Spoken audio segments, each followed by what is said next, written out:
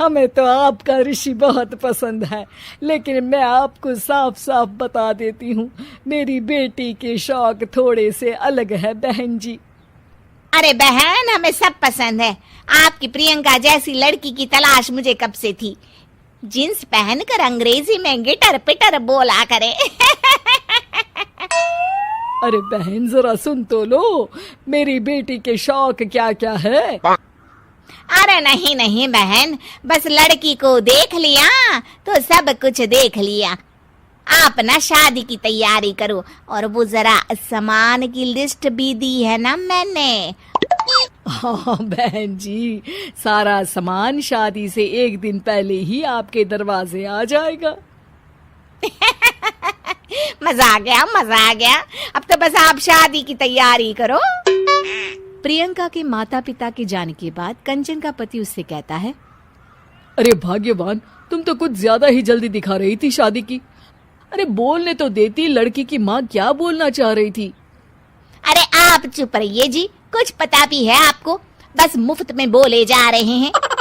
मेरी दोस्त शशि की बहू देखी, लंबी पतली और पढ़ी लिखी, हजारों में कमाई और संस्कारी भी। अरे पर जब वो मेरी बहू देखेगी तो जल भुन जाएगी। लेकिन तुम तो शादी ऋषि के लिए कर रही हो ना, या शशि के लिए?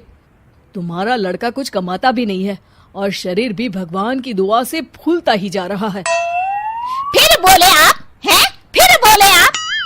मैंने कहा ना, प्रियंका जैसी जींस पहनकर अंग्रेजी झाड़ने वाली बहू किस्मत वालों को ही मिलती है।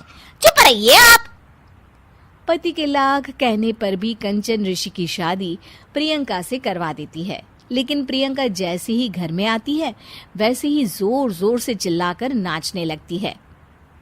आज मेरे यार की शादी है, आज मेरे यार की शादी है, अरे नाचो मां नाचो। आज मेरे यार की शादी है। कंचन, उसका पति और ऋषि ये देखकर हैरान रह जाते हैं।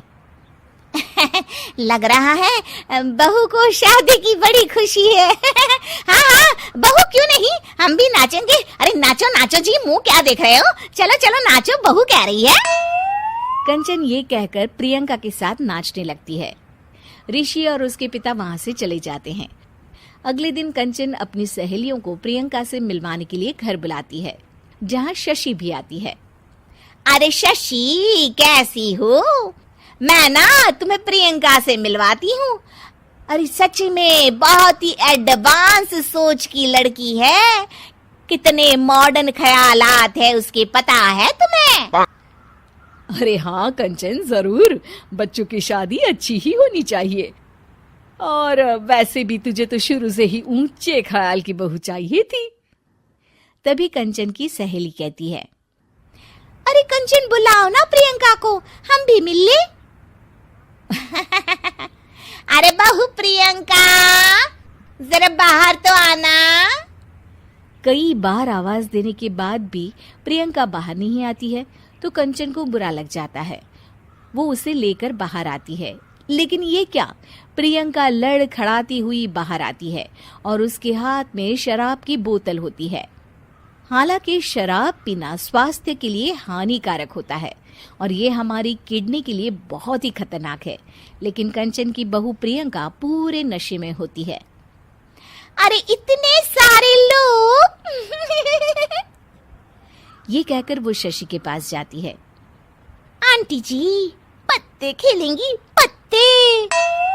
अरे दूर हो, दूर हो, तुम्हारे मुंह से तो शराब की बदबू आ रही है। अरे कंचन, माना तुम्हें मॉडर्न बहू चाहिए, लेकिन आधुनिकता का मतलब ये तो नहीं ना। बुरा ना मानना कंचन, तुम्हें पता था कि तुम्हारे बेटे की कमाई और शरीर दोनों ही ठीक नहीं है, तो तुम्हें उसी हिसाब की लड़की से शादी करवानी चाहिए थी। ऐसा कहकर सभी औरतें वहां से चली जाती है। तभी प्रियंका की माँ कंचन के घर आती है। अरे बहन जी, बड़ी चालाक निकली आप तो, बिना बताए अपनी पियक्कड़ बेटी मेरे लायक बेटे के गले में बांध दी। आय हाय, बड़ी आई बिना बताए। उस दिन जब मैं ये बात बता रही थी तो तुम तो सुनने को भी तैयार नहीं थी।